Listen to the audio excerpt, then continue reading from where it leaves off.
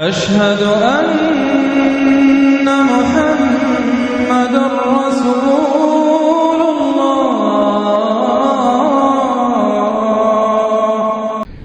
الله.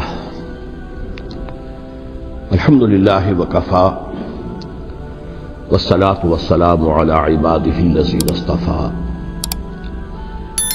خصوصا على أفضلهم وخاتم النبيين محمد الأمين وعلى آله وصحبه أجمعين. أما بعد فقد قال الله تبارك وتعالى كما ورد في سورة البقرة: أعوذ بالله من الشيطان الرجيم بسم الله الرحمن الرحيم ولا تقولوا لمن يقتل في سبيل الله أموات بل أحياء ولكن لا تشعرون. وقال عز وجل كما ورد في سورة آل عمران: ولا تحسبن الذين قتلوا في سبيل الله أمواتا بل أحياء عند ربهم يرزقون. وقال جل وعلا كما ورد في سورة القصص: تلك الدار الآخرة نجعلها للذين لا يريدون علوا في الأرض ولا فسادا والعاقبة للمتقين. صدق الله العظيم. رب اشرح لي صدري ويسر لي أمري واحلل عقدة من لساني يفقهوا قولي. اللهم ربنا ألهمنا رشدنا وأعذنا من شرور أنفسنا. اللهم أرنا الحق حقا وارزقنا اتباعه وأرنا الباطل باطلا وارزقنا اجتنابه. آمين یا رب العالمین. آپ کے علم میں ہے کہ آج ماہ محرم الحرام کی 15 تاریخ ہے. گویا کہ ابھی یوم عاشورہ کو گزرے ہوئے بمشکل 5 دن ہوئے. میں نے آج سے کوئی 11 دن قبل کراچی ہی میں فاران کلب کے زیر اہتمام ایک خاصے بڑے اجتماع سے خطاب کرتے ہوئے قرآن مجید کا فلسفہ شہادت بیان کیا تھا. اگرچہ میرا مین مضمون تھا قرآن مجید کا فلسفہ شہادت، تاہم اس کے ساتھ ہی میں نے، کیونکہ یہ عام طور پر بھی شہادتوں کا زمانہ شمار ہوتا ہے، ذی الحج میں حضرت عثمان رضی اللہ تعالیٰ عنہ شہید کیے گئے. یکم محرم الحرام کو حضرت عمر رضی اللہ تعالی عنہ کی وفات ہوئی ہے، اگرچہ وہ زخمی ہو گئے تھے 28 ذی الحج کو. پھر یہ سانحہ کربلا پیش آیا ہے 10 محرم کو. تو یہ دن ہوتا ہے ایسا کہ جس میں انہی موضوعات پر تقاریر ہوتی ہے. تو میں نے فلسفہ شہادت کے ساتھ ساتھ ایک ضمیمے کے طور پر خلفائے ثلاثہ کی شہادت اور سانحہ کربلا کا تاریخی پس منظر بھی بیان کیا، لیکن وہ میرا اصل موضوع نہیں تھا. اصل وقت صرف ہوا تھا قرآن کا فلسفہ شہادت میں. اور دوسرے یہ کہ ان تاریخی پس منظر کے بیان میں بھی ظاہر بات ہے کہ سانحہ کربلا تک پہنچتے پہنچتے وقت بھی ختم ہو رہا تھا اور میری ہمت بھی اب جواب دے رہی تھی، اس لیے اس کا ذکر بہت ہی اجمال کے ساتھ ہوا تھا. اس کے اگلے ہی روز ٹیلی ویژن کے زیر اہتمام ایک مذاکرہ ہوا، اور وہ مذاکرہ جو ہے وہ پھر ٹیلی کاسٹ کیا گیا ہے عین یوم عاشورہ کو، 10 محرم الحرام کی شب. اس کے ضمن میں ایک تو وعدہ خلافی کی جو اس پروگرام کے کمپیئر ہے انیق احمد صاحب، انہوں نے، اور میں نے اسی وقت پروگرام کے خاتمے پر ان سے یہ شکایت کر دی تھی کہ انہوں نے مجھے جو عنوان بتایا تھا وہ تھا قرآن کا فلسفہ شہادت. تو ظاہر بات ہے کہ ذہناً میں اسی کے لیے تیار ہو کر گیا تھا، لیکن وہاں انہوں نے جب شروع کی محفل تو وہاں پر انہوں نے عنوان بیان کیا امام حسین علیہ السلام کی شہادت. اب یہ اگرچہ یقیناً ان میں باہمی تعلق تو ہے، لیکن یہ کہ بہت کافی فرق ہے کہ ایک آپ فلسفہ شہادت سے چل کر اور شہادت حضرت حسین رضی اللہ تعالیٰ عنہ تک پہنچے، اور ایک یہ ہے کہ اصل موضوع ہوئی ہے. بہرحال جو بھی اس وقت، تو اب ظاہر بات ہے کہ کوئی اور شکل نہیں تھی، جو بھی گفتگو ہوئی اس میں میں نے وہ پورا حصہ لیا. لیکن دوسری زیادتی انہوں نے یہ کی کہ اس میں سے میرے بیان کے بہت سے حصوں کو حذف کر دیا. اس کاٹ چھانٹ سے ایک تو میرا نقطہ نظر پورے طور پر قارئین یا ناظرین کے سامنے نہیں آ سکا، سامعین کے سامنے نہیں آ سکا، اور دوسرے اس سے کچھ مغالطے بھی پیدا ہوئے. تو میں نے یہ سوچا کہ اب یہاں اس جمعے میں میں ان کی وضاحت کر دوں، اسی لیے باصرار میں نے یہ موضوع رکھوایا کہ سانحہ کربلا کا تاریخی پس منظر کیا ہے. الحمدللہ کہ جہاں تک وہ مذاکرہ جو ان کے ریکارڈنگ روم میں اسٹوڈیو میں منعقد ہوا وہ بہت ہی پرامن، بہت اچھے انداز میں ہوا، اور اس میں کوئی یعنی یوں سمجھیے کہ زیادہ آرگیومنٹ جسے کہتے ہیں اس کی بھی ضرورت پیش نہیں آئی. عموماً تمام باتوں پر کنسنسس اور ایک طرح کا اجماع سامنے آیا، اور اس کا خاص سبب یہ ہے کہ میرے علاوہ سنی علماء میں سے تو مولانا احترام الحق تھانوی صاحب تھے، اور وہ بھی بہت صلح کل قسم کے آدمی ہیں، اور شیعہ حضرات میں سے جو دو حضرات تھے وہ بھی نہایت معقول، نہایت سنجیدہ اور نہایت شرافت اور مروت کا مجسمہ نظر آئے. ان میں سے ایک صاحب سے میری پرانی یاد اللہ ہے، علامہ ڈاکٹر قلب صادق، ان کا تعلق لکھنؤ سے ہے، اور یہ میرے اندازے میں پوری طریقے سے نہیں کہہ سکتا اس وقت جو بر عظیم پاک و ہند میں نامور علماء ہیں اہل تشیع کے، ان میں سے یہ چوٹی کی شخصیت ہے، اس میں کسی شک و شبہ کی گنجائش نہیں. بہت مسلم عالم دین ہے، نہ صرف عالم دین ہے بلکہ ڈاکٹریٹ بھی انہوں نے کی ہوئی ہے. دوسری بات یہ کہ یہ بھی لکھنؤ کے رہنے والے تھے، اور مولانا سید ابو الحسن علی ندوی رحمۃ اللہ علیہ وہ بھی لکھنؤ کے، رائے بریلی کے رہنے والے تھے جو 40-45 میل دور ہے، لیکن ان کا اصل مرکز تو آپ کو معلوم ہے دارالعلوم ندوۃ العلماء لکھنؤ. تو ان کے ساتھ ان کے بڑے ہی برادرانہ تعلقات رہے، ایک دوسرے سے بڑی محبت. اور مولانا علی میاں رحمۃ اللہ علیہ بھی ان کے اجتماعات میں جا کر شریک ہوتے رہے ہیں، اور انہوں نے ایک فقرہ بھی نقل کیا مولانا علی میاں رحمۃ اللہ علیہ کا کہ آج ہمیں کوفے اور دمشق کی طرف دیکھنے کی ضرورت نہیں ہے بلکہ کربلا کی طرف دیکھنے کی ضرورت ہے. تو بہرحال مولانا علی میاں رحمۃ اللہ علیہ کو جو خاص تعلق تھا حضرت علی رضی اللہ تعالیٰ عنہ کی ذات کے ساتھ، اس پر تو ان کی ایک عظیم تصنیف جو ہے حضرت علی کی سیرت مطہرہ پر وہ خود دلالت کرتی ہے. تو علامہ ڈاکٹر قلب صادق جو ہے وہ ایک تو اہل تشیع کے چوٹی کے علماء میں سے ہیں، مولانا علی میاں کے ساتھ ان کے برادرانہ تعلقات.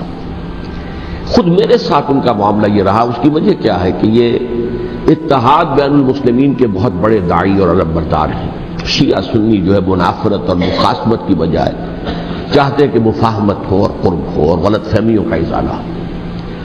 اسی وجہ سے ان کی خصوصی نظر عنایت مجھ پر رہی ہے. مجھے یہ تو پوری طرح یاد نہیں کہ کراچی میں بھی ان سے ملاقات ہوئی تھی یا نہیں، لیکن ایک مرتبہ لاہور تشریف لائے تھے اور وہاں مجھ سے ملاقات ہوئی. پھر ایک مرتبہ میں نیو یارک میں تھا اور اتفاقاً ان کا بھی وہیں پر قیام تھا یا تشریف آوری ہو گئی تھی، تو وہاں بھی بڑی مفصل ملاقات کے لیے وہ تشریف لائے تھے. پھر میرا جو ایک کتاب کہہ لیں درمیانی شے ہے، شیعہ سنی مفاہمت کی ضرورت اور اہمیت، اس کے یہ باقاعدہ مبلغ رہے ہیں. اس کے بہت سے نسخے انہوں نے منگوا کر اپنے طور پر یہاں محرم الحرام کی جو ان کی مجالس ہوتی ہیں، اس مرتبہ بھی اسی کے لیے تشریف لائے ہوئے تھے، تو اس کے اندر انہوں نے اس کا تعارف کرایا، اس کی تعریف کی، اور اس کے بہت سے نسخے جو ہے وہ فروخت کروائے. تو یہ میں نے اصل میں آپ کے سامنے ایک پس منظر رکھ دیا ہے اس شخصیت کا کہ جو اس میں میجر ریپرزنٹیٹو تھے اہل تشیع کی طرف سے. انہوں نے ایک نقطہ جو بیان کیا، واقعہ یہ ہے کہ میرا ذہن بھی ادھر منتقل نہیں ہوا تھا اس سے پہلے. انہوں نے فرمایا کہ یہ اللہ کے راستے میں شہید ہو جانے والے کو جو اللہ کے راستے میں قتل ہو جائیں، سورہ بقرہ میں تو فرمایا انہیں مردہ مت کہو، وَلَا تَقُولُوا لِمَن يُقْتَلُ فِي سَبِيلِ اللَّهِ أَمْوَاتٌ بَلْ أَحْيَاءٌ وَلَٰكِن لَّا تَشْعُرُونَ. وہ تو زندہ ہے لیکن تمہیں ان کا شعور نہیں. لیکن سورہ آل عمران کے اندر جو آیت آئی ہے وَلَا تَحْسَبَنَّ الَّذِينَ قُتِلُوا فِي سَبِيلِ اللَّهِ أَمْوَاتًا بَلْ أَحْيَاءٌ عِندَ رَبِّهِمْ يُرْزَقُونَ. ہرگز مت سمجھنا ان کو جو اللہ کی راہ میں قتل ہو جائیں کہ وہ مردہ ہیں، وہ زندہ ہیں، اپنے رب کے پاس سے رزق پا رہے ہیں۔ تو انہوں نے کہا کہ اللہ تعالیٰ کی راہ میں قتل ہو جانے والوں کو مقتول کہنا ہی نہیں، سمجھنا بھی غلط ہے۔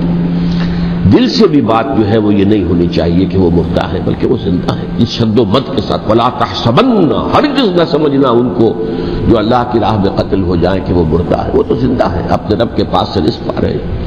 اس در میرا ذہن نہیں گیا تھا، میں اس کو تسلیم کر رہا ہوں۔ دوسرے جو شیعہ عالم دین تھے، مجھے ان کا پورا نام مستحضر نہیں ہے، نقوی صاحب، وہ بھی ڈاکٹر بھی ہیں اور عالم دین ہیں، وہ بھی تھے، اور وہ بھی بہت ہی یوں سمجھیے کہ یعنی دلیل کو تسلیم کرنے والے اور بہت ہی معقول انداز میں گفتگو کرنے والے تھے۔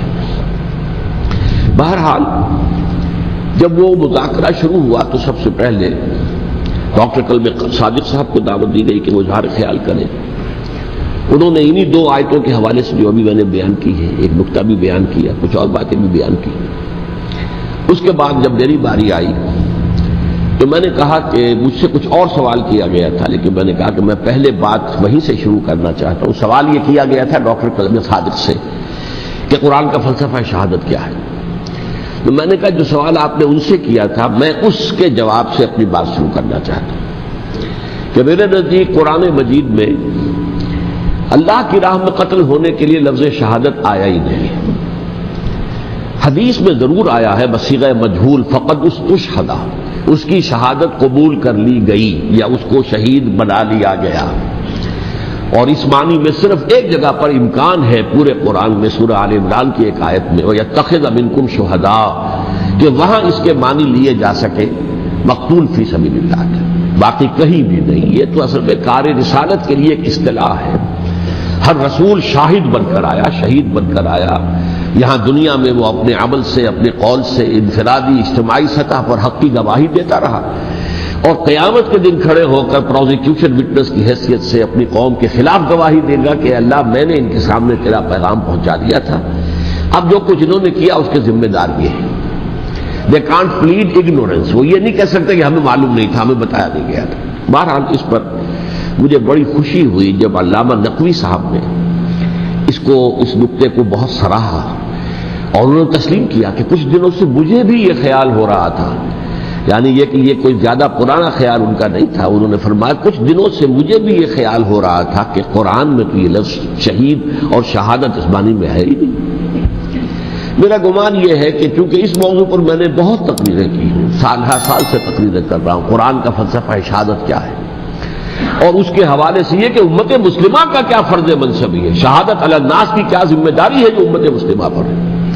تو یہ تو میری دعوت قرآنی کے اہم مضامین میں سے ہے، تو ہو سکتا ہے کہ میری ہی کسی تقریر کی کوئی اڑتی ہوئی خبر ان کے کانوں تک پہنچی ہو، واللہ عالم، لیکن انہوں نے اس نکتے کو سراہا، اور مجھے اللہ کے فضل و کرم سے مجھے اس پر خوشی ہوئی کہ بجائے اس کے کہ وہ اس پر کوئی آرگیومنٹ کرتے، کوئی بحث و تبحیث کرتے، انہوں نے میری اس بات کو تسلیم کیا اور اس کی گویا کہ تائید کی۔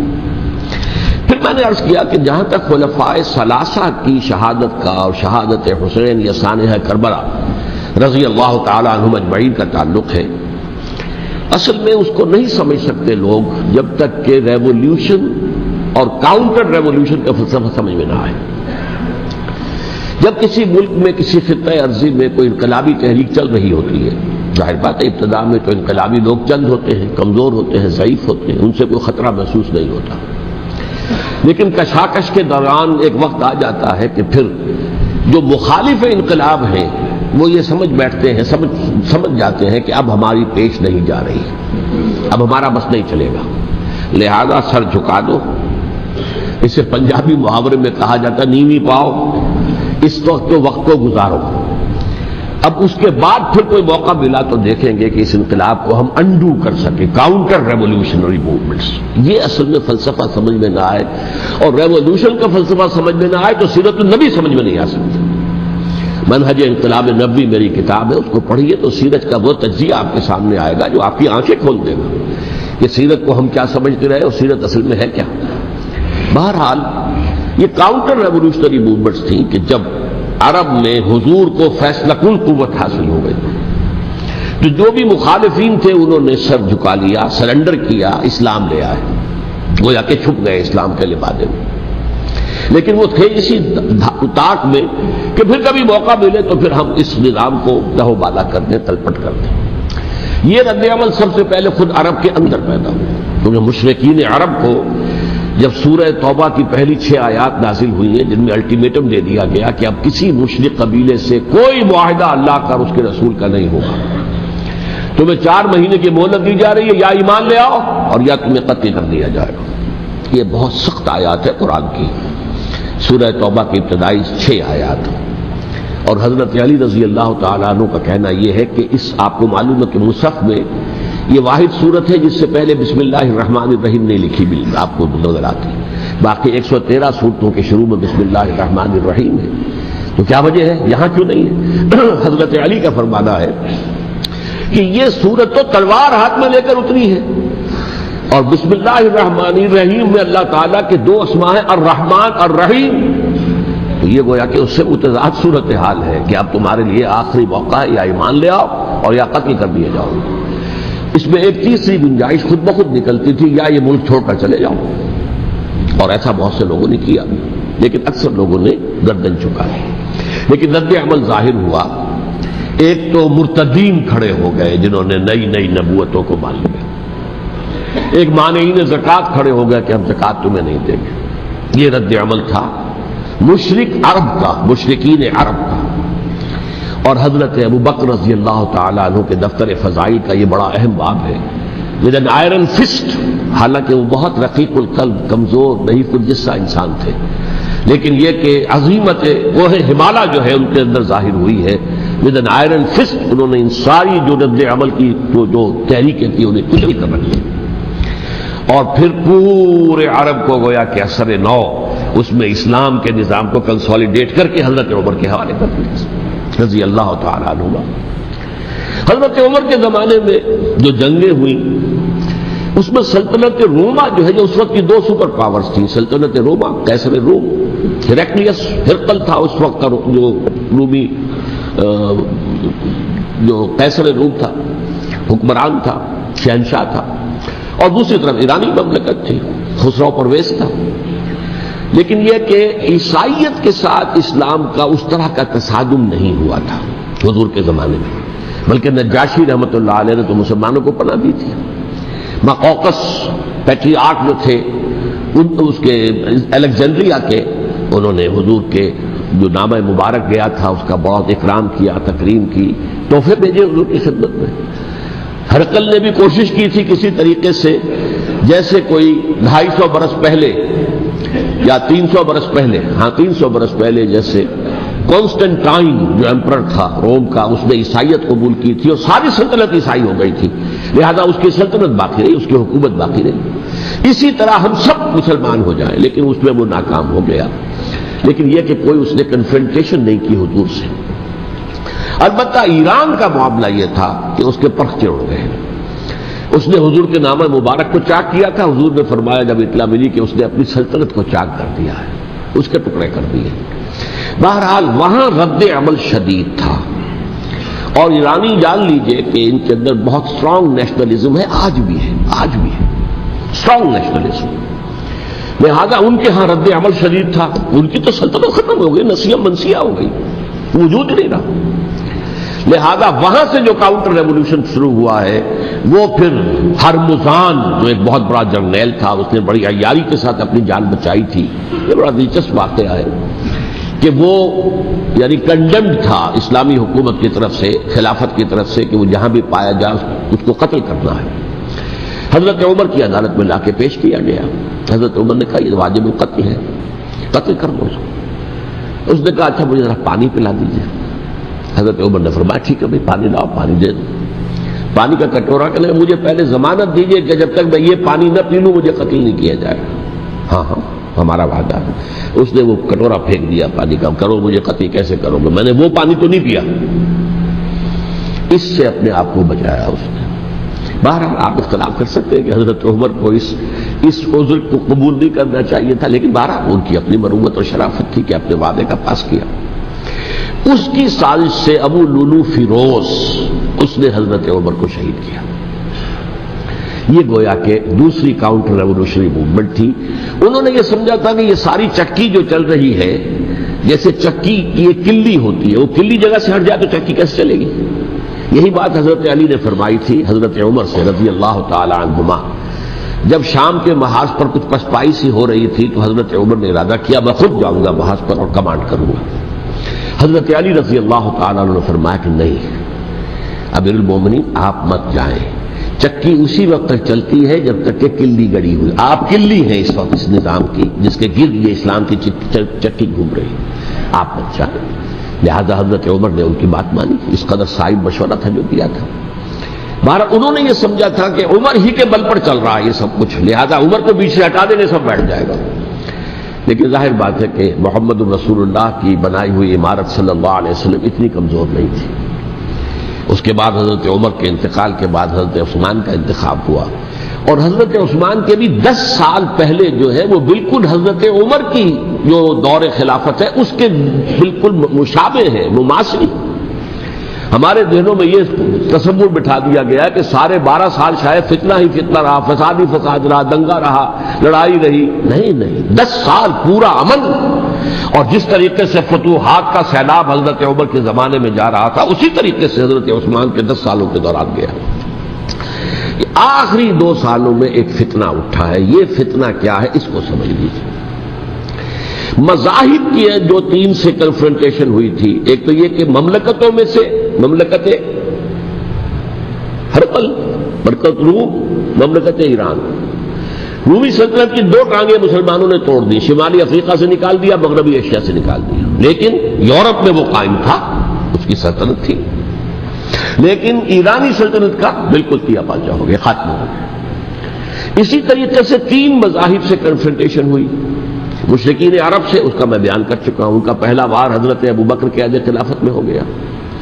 دوسرے جو عیسائیوں کا معاملہ تھا ان سے بھی کوئی تصادم نہیں ہوا حضور کے حیات طیبہ کے دوران. لیکن جو یہودیت بطور مذہب، اس کو ظاہر بات ہے کہ اسلام نے اس کو ختم کیا تھا کم سے کم جزیرہ نما عرب سے. مدینے میں 3 قبیلے تھے جو اپنی غداری کی وجہ سے اور اپنی صلح کو توڑنے کے جرم کی پاداش میں 2 نکالے گئے، اور تیسرا جو ہے اس کے تمام جو بھی جوان افراد تھے انہیں قتل کیا گیا. پھر خیبر پر حملہ کیا گیا اور خیبر کو جو ہے فتح کیا گیا. وہ یہودیوں کا بہت بڑا گڑھ تھا، اور جو مدینے سے نکالے گئے تھے وہ بھی وہیں جا کر مقیم ہو گئے تھے. تو اس اعتبار سے، اور پھر یہودی اپنے آپ کو سمجھتے تھے اللہ کی طرف سے دنیا میں جو نمائندہ جو ہے امت وہ ہم ہیں. اب انہیں معزول کر کے امت محمد کو وہاں پر کھڑا کر دیا گیا صلی اللہ علیہ وسلم. لہذا وہ بہت زیادہ جو سمجھیے ایگریوڈ، سب سے زیادہ جن کو گزند پہنچا ہے حضور کے دست مبارک سے، وہ یہودی تھے. لہذا ان کا جو رد عمل آیا ہے وہ ہے جس کے نتیجے میں حضرت عثمان شہید ہوئے، حضرت علی شہید ہوئے، حضرت حسین شہید. اب اس چیز کو اچھی طرح سمجھیے. یہ جو رد عمل ہے یہ ایک شخص کے ذریعے سے آیا، اور اسی لیے بعض لوگ یہ سمجھتے ہیں کہ یہ خامخواہ کی کہانی ہے. کیا ایک آدمی اتنا بڑا کام کر سکتا ہے؟ عبداللہ ابن سبا ایک یہودی جو اسلام کا لبادہ اوڑھ کر حضرت عثمان کے عہد خلافت میں مدینے میں آ گیا. ٹھیک، اس کے بارے میں تو میں بعد میں عرض کروں گا. لیکن ایک شخص کیا کچھ کر سکتا ہے اس کی مثال بس آپ دے دوں آپ کو. پہلے حضرت مسیح علیہ السلام کے پورے دین کو ایک شخص نے ختم کر دیا، سینٹ پال جسے دنیا جانتی ہے جس کے نام سے. توحید کو تثلیث میں بدل دیا. حضرت عیسیٰ علیہ السلام تو توحید کی تلقین کر کے گئے تھے، توحید ختم، تثلیث آ گئی، جس میں پہلے باپ ماں اور بیٹا تھے، اس کے بعد باپ بیٹا اور روح القدس ہو گئے، تثلیث. نمبر 2، شریعت موسوی کو ساقط کر دیا. لہذا اب پالزم جو ہے، کرسچینٹی نہیں رہی. وہ حضرت عیسیٰ کو کہہ کر گئے تھے کہ شریعت موسوی تم پر لاگو رہے گی، نافذ رہے گی، ساقط کر دیا. نمبر 3، اس نے عیسائیت کے دائرہ تبلیغ کو وسیع کر دیا، جنٹائلز یا گوئمز کے اندر بھی، غیر یہودیوں. حالانکہ حضرت مسیح کہہ کر گئے تھے کہ تمہیں صرف یہودیوں سے خطاب کرنا ہے، اور میں صرف اسرائیل کے گھرانے کی کھوئی ہوئی بھیڑوں کی تلاش میں آیا. اب آپ دیکھیے حضرت مسیح کے فوراً بعد اور حضرت مسیح کی زندگی کے دوران جب تک کہ وہ موجود تھے، وہ بدترین دشمن تھا حضرت مسیح علیہ السلام کا. بعد میں لبادہ اوڑھا اور یہ کہ مجھے مکاشفہ ہوا ہے، مکاشفے میں مسیح سے میری ملاقات ہوئی ہے، میں ان پر ایمان لے آیا ہوں، اور پھر اس نے اپنے زہد اور دینداری کا جو بھی فراڈ تھا اس کے نتیجے میں اپنی حیثیت بنا لی، دین مسیحی کو بالکل ختم کر دیا۔ آج کہاں ہے وہ دین مسیحی؟ دی 100 کے مصنف نے بھی صاف لکھا ہے کہ جب تک حضرت مسیح دنیا کے اندر موجود تھے، عیسائیت کی حیثیت یہودیت نے ایک فرقے سے زیادہ نہیں تھی، یہودیوں کا ایک فرقہ، ایک جماعت بس۔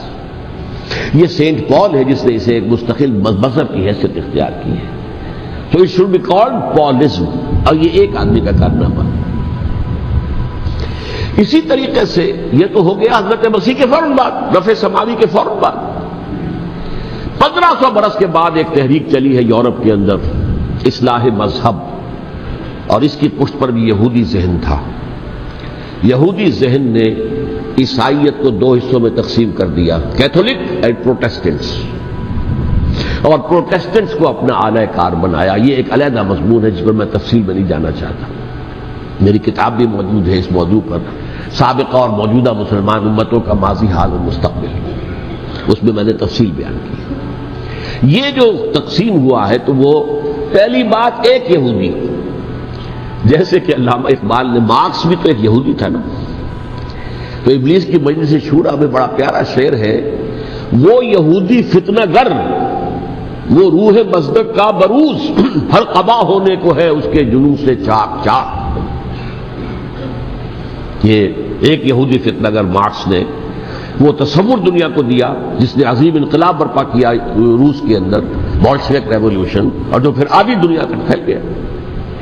آج سے 50 سال پہلے امریکہ کانپتا تھا، روس کے سامنے کھڑا ہوا کانپ رہا تھا، اس لیے کہ روس سائنٹیفک ترقی میں امریکہ سے بہت آگے تھا، اس کے ایسٹروناٹ پہلے گئے ہیں خلا کے اندر، امریکہ تو بہت پیچھے تھا۔ بہرحال اس نے جس طریقے سے USSR کا خاتمہ کرایا ہے وہ ایک علیحدہ بات ہے، میں اس وقت اس طرف نہیں جانا چاہتا، لیکن جان لیجئے کہ وہ ایک شخص کا کارنامہ، وہ یہودی فتنہ گر، وہ روح مصدق کا بروز، ہر قبا ہونے کو ہے اس کے جنوں سے تار تار۔ اسی طرح وہ عبداللہ ابن سبا، یہودی فتنہ گر۔ آج اہل تشیع میں سے بعض حضرات کہتے ہیں کہ یہ عبداللہ ابن سبا یہ تو افسانوی شخصیت، اس کی حقیقت کوئی تھی ہی نہیں، حالانکہ ان کی اپنی کتاب میں رجال کشی کے اندر اس کا ذکر موجود ہے، اور یہ بھی موجود ہے کہ حضرت علی رضی اللہ تعالیٰ عنہ نے اپنے عہد خلافت میں اسے زندہ جلوایا ہے۔ اس کی وجہ کیا تھی؟ یہ آیا مدینے کے اندر اسلام کا لبادہ اوڑھ کر، اس نے چند عقیدوں کی اشاعت شروع کی۔ سب سے پہلے حضرت علی تو خدا ہیں، گاڈ انکارنیٹ، اوتار کا تصور، جیسے ہندوؤں میں ہے رام چندر جی خدا کا اوتار، اور عیسائیت میں بھی پہلے گاڈ انکارنیٹ کا تصور تھا کہ حضرت مسیح خدا کا اوتار ہے، انکارنیشن آف گاڈ۔ تو اس نے کہا کہ حضرت علی تو خدا کا اوتار ہے، خدا ہے۔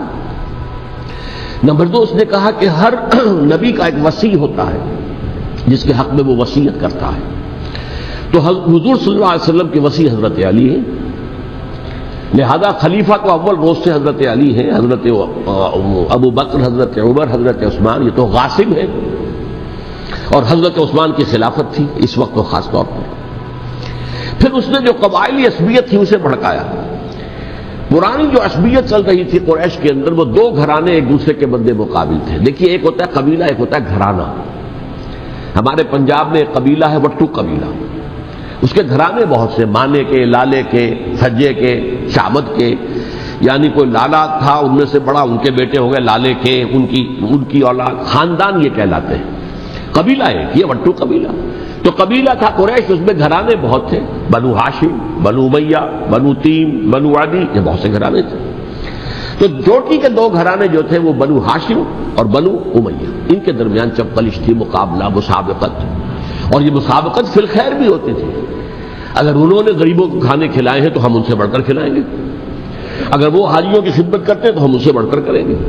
تو ان کے اندر یہ مسابقت فی الخیر بھی تھی، لیکن چپقلش تھی کہ کوئی ہم سے آگے نہ نکل جائے، وہ سمجھتا تھا وہ آگے نہ نکل جائے۔ اس شخص نے اس پرانی عصبیت کو تازہ کیا کہ حضور تو بنو ہاشم میں سے تھے، لہذا خلافت حق ہے بنو ہاشم کا، یہ غاصب ہے۔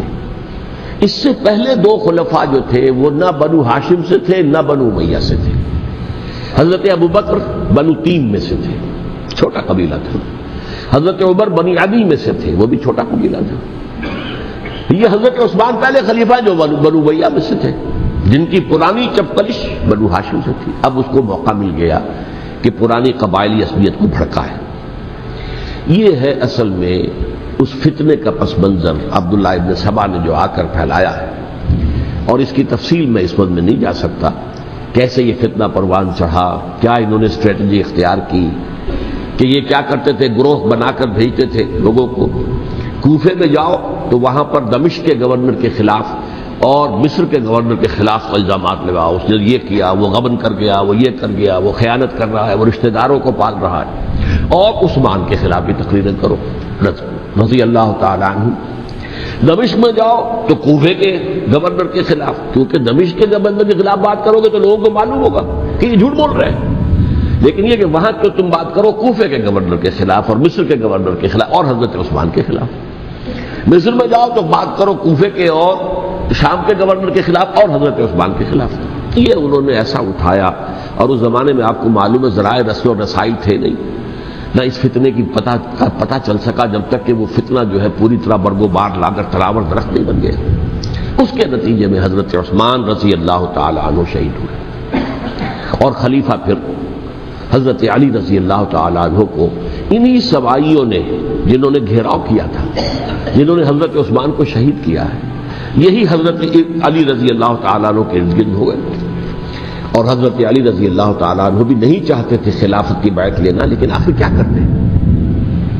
کیا وہ امت کو بغیر خلیفہ کے چھوڑ دیتے؟ حضرت زبیر سے کہا گیا، انہوں نے نہیں مانا، رد کر دی بات. حضرت طلحہ سے کہا گیا، انہوں نے نہیں مانا. حضرت علی سے کہا گیا، اب عشرہ مبشرہ میں سے یہی تو تھے نا، لہذا انہوں نے تسلیم کر لیا، خلافت ہو گئی. لیکن اس کے بعد جو خانہ جنگی ہوئی ہے، اس خانہ جنگی کے نتیجے میں نوٹ کر لیجئے کہ 1,00,000 کے قریب مسلمان ایک دوسرے کی تلواروں اور نیزوں اور برچھیوں اور تیروں سے ختم ہو گئے، ہلاک ہو گئے. یہ ہماری تاریخ کا تاریخ ترین باب ہے. 5 سال 4.5 سال حضرت علی کی خلافت کے اور 6 مہینے حضرت حسن کی خلافت کے رضی اللہ تعالی عنہ. اس سے کیا ہوا کہ ایک طرف تو اسلام کی جو توسیع ہو رہی تھی، تھمتا نہ تھا کسی سے سیل رواں ہمارا، وہ سیلاب رک گیا. انٹرنل سیبوٹاج ہو گئی نا، اب تو اندر ہی آپس ہی میں اگر دست و گریبان ہو گئے تو باہر اب کیا توسیع کرتے ہیں. وہ توسیع کا عمل رک گیا. اور یوں سمجھیے کہ جیسے ٹرک اگر کبھی چل رہا ہو، بھرا ہوا ہو، لوڈنگ، اور وہ چڑھائی چڑھ رہا ہو، تو اگر کہیں موشن ٹوٹ جائے، ٹرک کو رکنا پڑے، تو ڈرائیور کے جان پر بن جاتی، اس لیے کہ اس کو دوبارہ سٹارٹ کرنا، اور جبکہ وہ چڑھائی پر ہے، انکلائن پر ہے، آسان کام نہیں ہوتا. خطرہ ہوتا ہے وہ پیچھے جو ہے وہ نہ جائے.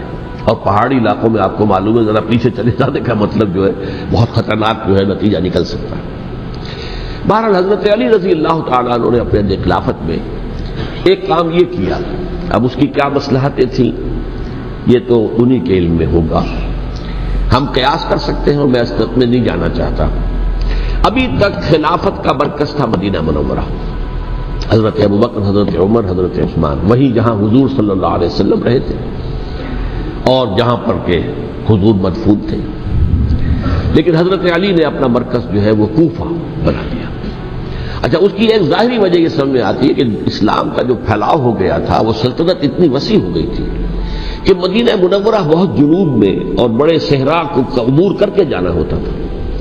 کوفہ جبکہ ایسی مقام پر تھا کہ جہاں سے مشرقی راستہ جا رہا ایران کو، عراق کے اندر تو ہے وہ شہر کوفہ، اور پھر ایران اور خراسان اور ہندوستان کو راستہ جا رہا ہے. وہیں سے شمال کی طرف جا رہا ہے، شام کی طرف اور ترکی کی طرف. اور وہاں سے پھر یہ کہ مغربی افریقہ کو بھی کنٹرول کرنا، جو شمالی افریقہ کو، وہ بھی آسان تھا.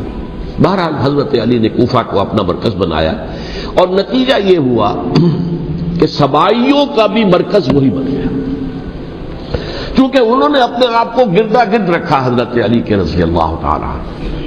اب ظاہر بات ہے کسی پرٹیکولر پرسن کے خلاف تو کوئی مقدمہ موجود تھا نہیں، بلکہ جب جنگ جمل ہو رہی تھی، ابھی جنگ نہیں ہوئی تھی، حضرت عائشہ، حضرت طلحہ، حضرت زبیر وہ لے کر آئے تھے لشکر اس مطالبے کے لیے کہ حضرت عثمان کے قاتلوں کو سزا دی جائے، قصاص لیا جائے. حضرت علی رضی اللہ تعالیٰ عنہ سے گفت و شنید ہو رہی تھی. حضرت علی جو ہے اس پر آمادہ ہو گئے کہ ٹھیک ہے میں جو بھی قاتلین عثمان ہیں ان کو گرفتار کر کے سزا دوں گا. عین اسی وقت کوفے کی مسجد کے اندر جو ہے 10,000 کا مجمع کھڑا ہو گیا, ہم سب قاتل عثمان ہیں, لو ہم سے بدلہ کہاں سے لوگے. اور انہوں نے کیا کیا, جاتے ہی جنگ چھیڑ دی. جب چھڑ جائے تو یا مرو یا مارو, اس کے سلاوت کو چارہ کام ہوتا ہی نہیں. ایک رات میں 10,000 مسلمان شہید ہوئے, جن میں 2 عشرہ مبشرہ میں سے حضرت زبیر اور حضرت طلحہ رضی اللہ تعالیٰ عنہ. تو یہ صورت تھی, سبائیوں نے گھیراؤ کیا حضرت علی کا رضی اللہ تعالیٰ عنہ. حضرت معاویہ دعوے دار نہیں تھے خلافت کے, قطعاً نہیں. ان کا صرف ایک دعویٰ تھا اور وہ یہ تھا کہ عثمان کے قاتلوں کو گرفتار کرو, یا خود سزا دو یا ہمارے حوالے کرو, ہم اس سے قصاص لیں گے.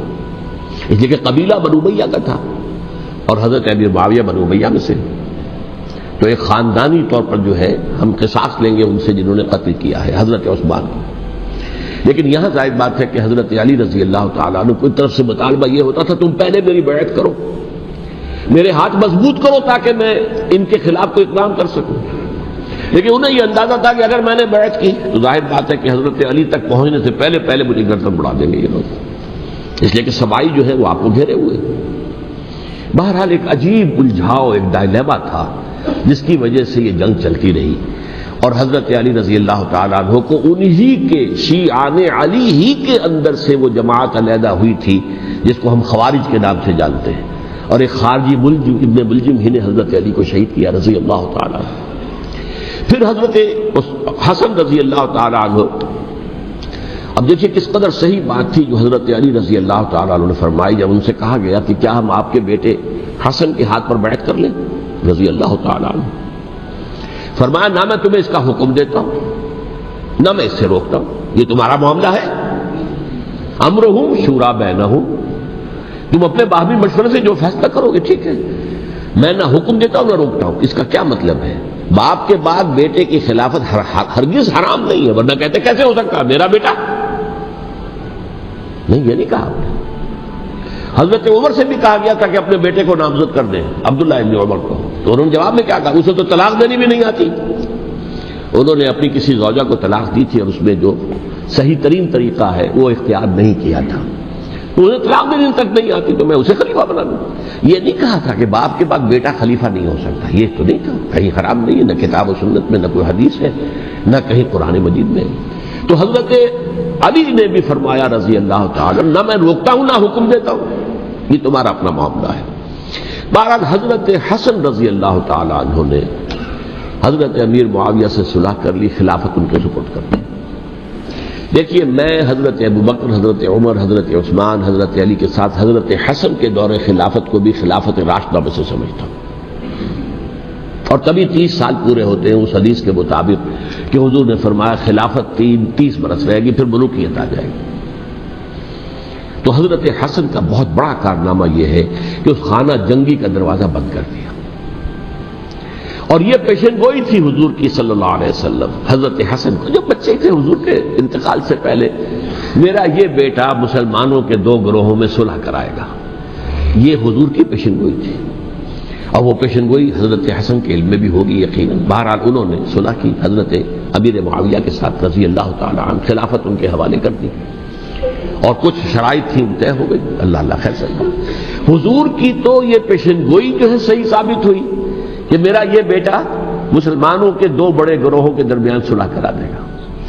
اور سبائیوں نے انہیں تانے دیے, یا عار المومنین, اے مومنوں کے لیے موجب عار, موجب شرم, تم نے بزدلی دکھائی, تم نے امیر معاویہ کو خلیفہ تسلیم کر لیا, تم نے بزدلی دکھائی. معاذ اللہ ثم معاذ اللہ ثم معاذ اللہ. اب میں کچھ باتیں حضرت امیر معاویہ کے بارے میں کہنا چاہتا ہوں, اس لیے کہ وہاں اس میں نے حضرت معاویہ کے بارے میں یہ تو بہت شدت کے ساتھ کہا تھا, اور میں اب بھی اس پر قائم ہوں اور پوری طریقے سے قائم ہوں. میرا مستقل موقف یہی ہے کہ حضرت معاویہ رضی اللہ تعالی عنہ کے دور خلافت کو ہم خلافت راشدہ میں شامل نہیں سمجھتے, اہل سنت میں سے کوئی بھی نہیں سمجھتا. لیکن اس کے ساتھ میں نے حضرت امیر معاویہ کے کچھ مناقب بھی بیان کیے تھے تاکہ پلڑا جو ہے ترازو کا اس کے دونوں پلڑے سامنے آ جائیں. لیکن یہ کہ وہ حصہ میرے اس بیان کا نکال دیا گیا، ختم کر دیا گیا۔ یہ میں نہیں جانتا کہ اس میں کیا مصلحت دیکھی گئی ہے، اس میں تو کسی کے لیے کوئی معاملہ ایسا نہیں تھا کسی کے جذبات کو جو ہے وہ ٹھیس پہنچانے والا، کیونکہ میں نے کہا وہ خلیفہ راشد نہیں تھے، صاف میں نے کہا، بلکہ وہ دور ملوکیت کا آغاز ان سے ہو گیا ہے۔ بلکہ جب ایک صاحب نے یہ کہا کہ کربلا کے بعد سے دور ملوکیت آ رہی تھی، تو میں نے کہا نہیں جناب، دور ملوکیت تو 20 سال پہلے پوری ہو چکی تھی، شروع ہو چکی تھی۔ حضرت امیر معاویہ کے بھی 20 سال جو ہے وہ دور ملوکیت میں شمار ہے۔ انہیں کسری العرب بھی کہا گیا، عرب کے کسریٰ، جو شہنشاہ ایران کا خطاب تھا، حضرت معاویہ رضی اللہ تعالیٰ عنہ کو کسری العرب کہا گیا، عرب کا کسریٰ یہ۔ لیکن دوسری طرف یہ ہے کہ وہ صحابی رسول ہے رضی اللہ تعالیٰ عنہ، حضور کے برادر نسبتی بھی ہیں، حضور کے سالے ہیں، ان کی ہمشیرہ ام حبیبہ حضور کی زوجہ محترمہ ہے، ام المومنین ہے ام حبیبہ رضی اللہ تعالیٰ عنہ۔ پھر کس قدر معتمد علیہ تھے حضور کے کہ کاتبان وحی میں شامل تھے، وحی کی کتابت کرنے والے چند لوگ تھے جنہیں کہ حضور کہتے تھے کہ اب یہ آیت لکھ لو، ان میں سے ایک امیر معاویہ بھی رضی اللہ تعالیٰ۔ تو بڑے توازن کی ضرورت ہے۔ دیکھیے صحابہ کرام کا جہاں تک تعلق ہے، اہل سنت کا موقف یہ ہے کہ صحابہ کلہم عدول، صحابہ سب کے سب نیک نیت ہے، اور ان کی روایت جو ہے قبول کی جائے گی، رد نہیں کی جائے گی، ان پر کوئی جرح و تعدیل نہیں ہوگی، اس لیے کہ ان کا تزکیہ محمد رسول اللہ صلی اللہ علیہ وسلم نے کیا تھا۔ لہذا یہ تو ہو سکتا ہے کہ کسی صحابی سے کوئی خطا ہو جائے، لیکن وہ خطا اجتہادی ہوگی، نیت کی خطا نہیں ہوگی، نیت کی غلطی نہیں ہوگی۔ اگر کسی صحابی کی نیت پر حملہ کیا جائے تو یہ اصل میں طعن ہے، حملہ ہے حضور پر کہ وہ تربیت دے نہیں سکے اپنے ساتھیوں کو، معاذ اللہ ثم معاذ اللہ ثم معاذ اللہ، وہ تزکیہ کر ہی نہیں سکے۔ 3 جگہ جو قرآن میں آیا ہے یتلو علیہم آیاتہ ویزکیہم، تو کیا تزکیہ کیا؟ اگر ان کے قریب ترین ساتھی جو تھے، اگر ان کے اندر بھی بدنیتی تھی اور دنیا کی طلب تھی اور دنیا کے اندر اقتدار حاصل کرنے کا جذبہ تھا، تو پھر کیا تزکیہ کیا؟ معاذ اللہ ثم معاذ اللہ۔ لہذا صحابہ سب کے سب عدول ہیں، اور ان سے اختلاف ممکن ہے، لیکن ان کی نیت پر حملہ نہیں ہو سکتا۔ تو حضرت امیر معاویہ کی شخصیت ایک چیز ہے، آپ کا دور خلافت دوسری چیز ہے۔ شخصیت کے اعتبار سے صحابی رسول ہے، برادر نسبتی ہے حضور کے صلی اللہ علیہ وسلم، اور پھر یہ کہ اس قدر معتمد علیہ ہے صحابہ میں سے کہ وہ کاتبان وحی، یہ عام آدمی کے کرنے کا کام نہیں تھا جو وحی کی کتابت کرے، اللہ کے کلام کی۔ البتہ یہ ہے کہ جیسا کہ میں نے عرض کیا، ان کا دور خلافت راشدہ نہیں ہے، وہ ملوکیت کا دور ہے۔ یہ میں نے جیسا کہ عرض کیا، میں نے ایک صاحب نے جب یہ کہا کہ ملوکیت شروع ہو رہی تھی، میں نے کہا شروع نہیں ہو رہی تھی، ملوکیت تو 20 سال پہلے شروع ہو چکی تھی۔ اسی طریقے سے ایک صاحب نے کہا تھا کہ اسلام کو قائم کرنے کے لیے حضرت حسین میدان میں آئے، میں نے کہا یہ بھی غلط ہے، اسلام تو 60 سال پہلے قائم ہو چکا تھا، نبی اکرم صلی اللہ علیہ وسلم کے دستے مبارک سے اسلام قائم ہو گیا، جاء الحق وزهق الباطل ان الباطل کان زهوقا، پھر 30 برس تک وہ کامل شکل کے اندر قائم رہا۔ تو اسلام جو ہے وہ جو ہے در حقیقت اب قائم کرنے والی بات نہیں تھی، البتہ اس کے اندر زوال شروع ہو گیا تھا، اس زوال کے عمل کو روکنے کے لیے حضرت حسین میدان میں آئے۔ یہ چیز کو صحیح تاریخی پرسپیکٹو میں رکھنا، تو جس طرح سے دین کو قائم کرنے کے لیے دیکھیے قائم تو کیا محمد رسول اللہ صلی اللہ علیہ وسلم والذین معہ رضی اللہ تعالی عنہ، انہوں نے کیا تھا۔ ہاں اب جو ہے وہ اپنی اس شاندار حیثیت سے نیچے گرنے لگا تھا، وہ میں بعد میں عرض کروں گا کہ میں نے اسے کیا عرض کیا تھا کہ یہ اس زوال کو روکنے کے لیے کسی طریقے سے یہ اپنی اصل حقیقت میں قائم رہے، یہ حضرت حسین رضی اللہ تعالیٰ عنہ کی سعی تھی۔ اچھا، حضرت امیر معاویہ کے جو 20 سال ہیں وہ پورے امن، سکون، اطمینان، کوئی جھگڑا، کوئی فساد، کوئی اختلاف، کوئی باہمی فانت نہیں، کچھ 20 سال۔ یہ بھی تاریخ کی بڑی چشم کشا حقیقت ہے جو عام طور پر لوگوں کے علم میں نہیں ہے۔ سبائی بھی دبتے رہے، حضرت امیر معاویہ کی حکومت اتنی مضبوط تھی، کنٹرول، کہ ان کو کچھ سر اٹھانے کا موقع نہیں ملا، موجود تھے، دبکے رہے۔ جیسا کہ میں نے کہا ریولیوشن کے آخری مرحلے پر آ کر جو مخالفین ہیں وہ دب جاتے ہیں کہ پھر دیکھیں گے موقع ملے گا تو پھر لیں گے ان سے حساب کتاب۔ 20 سال رہے ہیں پورے امن کے۔ 10 سال کے بعد یعنی درمیان میں ہے حضرت امیر معاویہ کا عہد خلافت. ایک صحابی جو کہ بزرگ صحابہ میں سے ہیں، مغیرہ ابن شعبہ رضی اللہ تعالی عنہ، وہ آتے ہیں اور وہ کہتے ہیں کہ دیکھیے امیر المومنین، کتنی بڑی خانہ جنگی رہی تھی مسلمانوں کی آپس میں، اور اب بھی اگر آپ کسی کو نامزد کیے بغیر چھوڑ گئے امت کو تو پھر خانہ جنگی ہو جائے. 1 لاکھ اس وقت جو ہے وہ ہلاک ہوئے تھے، نہ معلوم اب کتنے ہلاک. لہذا آپ اپنی زندگی ہی میں نامزد کر دیجئے کسی کو خلیفہ، ولی عہد بنا دیجئے.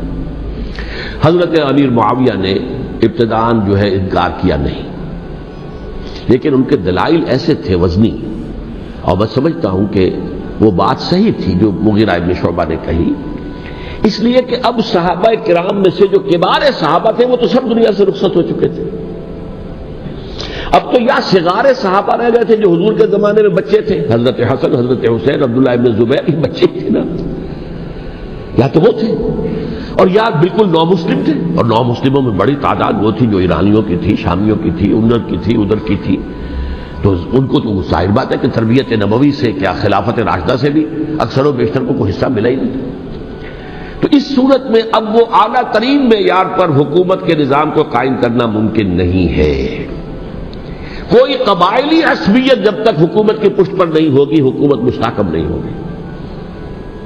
یہ گویا کہ ایک جس کو کہتے ہیں کہ حقیقت بینی، واقعیت پسندی، ایک آئیڈیلزم ہے اور ایک ریئلزم ہے کہ آپ فیکٹس آن دی گراؤنڈ کو غور کریں، سوچیں اس کے اوپر اور پھر کوئی فیصلہ کریں. اس اعتبار سے پھر حضرت امیر معاویہ نے بات مان لی اور بیعت لے لی لوگوں سے حضرت یزید کے لیے کہ یہ خلیفہ ہوں گے میرے بعد. اس کو ولی عہدی کہتے ہیں. اچھا، اس وقت 5 افراد ایسے تھے کہ جنہوں نے اس سے اختلاف کیا. یہ بات بہت اہم ہے. میرا کتابچہ ہے سانحہ کربلا، اس کے کچھ نسخے آج یہاں ہوں گے، آپ لوگ پڑھیے اسے غور سے اور پھیلائیے تاکہ حقیقت سامنے آئے. 5 افراد کون تھے جو ہونے چاہیے؟ ابو بکر فوت ہو گئے، ان کے بیٹے عبد الرحمن ابن ابی بکر.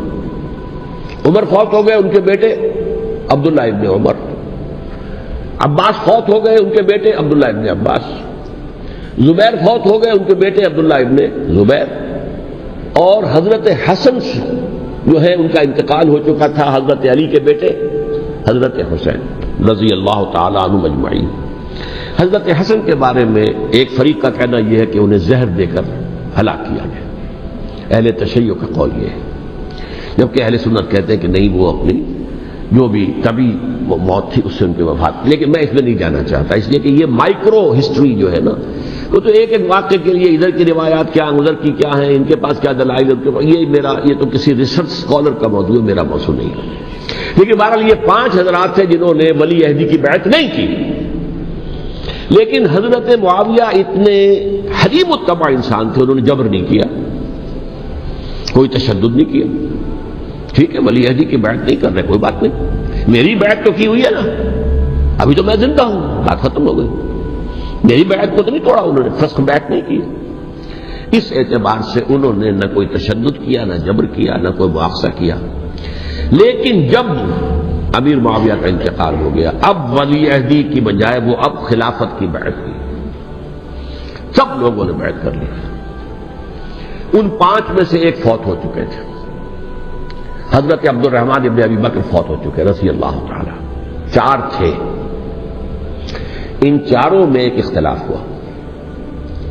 2 کی رائے یہ تھی، عبداللہ ابن عمر، عبداللہ ابن عباس، کہ اگرچہ یہ کام غلط ہوا ہے، اسلام کی روح کے منافی ہوا ہے، یہ بادشاہت کی بنیاد پڑ رہی ہے، لیکن یہ بات ایسی نہیں ہے کہ اس کی بنا پر ہم خانہ جنگی شروع کروا دیں، امت کے اندر خون خرابہ کروائیں، فساد کروائیں. لہذا انہوں نے بیعت کر لی. اب کوئی اگر یہ کہے معاذ اللہ کہ وہ بک گئے تھے یزید کے ہاتھوں، معاذ اللہ ثم معاذ اللہ، وہی بات آپ اختلاف کر سکتے ہیں کہ انہیں نہیں کرنی چاہیے تھی، یہ کوئی رائے رکھے، مجھے اختلاف نہیں. لیکن ان کی نیت پر حملہ کریں گے تو حملہ محمد رسول اللہ پر ہوگا صلی اللہ علیہ وسلم. عبداللہ ابن عمر کون ہے؟ کتنی حدیثیں ان سے جو ہے وہ منقول ہیں.